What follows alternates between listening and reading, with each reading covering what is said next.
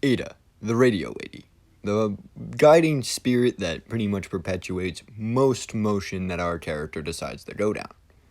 Can they even be trusted? Why does our Outlander even trust them? And where is our food donations going? These are the questions that this video will attempt to answer. So, let's get right into it.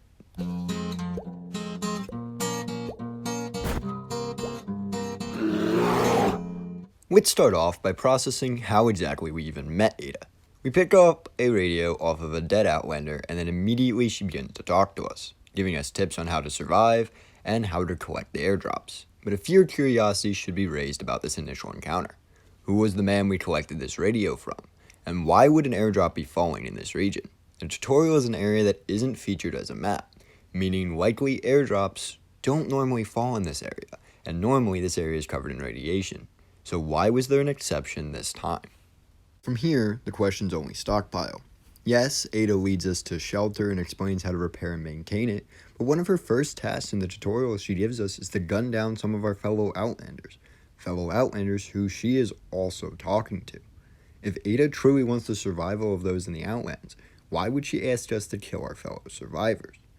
Questions continue to increase when we understand that the challenges as a whole are likely just missions from Ada, and the first couple challenges are exactly that, so why wouldn't the rest be so? These challenges are mainly kill-focused and don't really have too much prevalence on gathering, seemingly suggesting that Ada prefers we murder each other than we collect resources. Our distrust of Ada shouldn't stop here. Those who look over the cliff at the end of the shelter see an ominous red light blinking in the distance. Its menacing blinks revealing what is below it, a large oil platform. A platform that could easily be occupied by someone. A platform that could easily be the ground base for someone who could launch planes, and a platform that from this position could easily watch over the shelter. We must also consider the food donations. Who are they going to? We are told they are going to fellow Outlanders, yet no player has ever received food donations. And why would a faction that seemingly controls the airdrops, which contains food in them, need more food for itself? What if it's just that the food donation system is a way for it to encourage the collection of more diverse foods so those on the oil rig can live more lavish lives?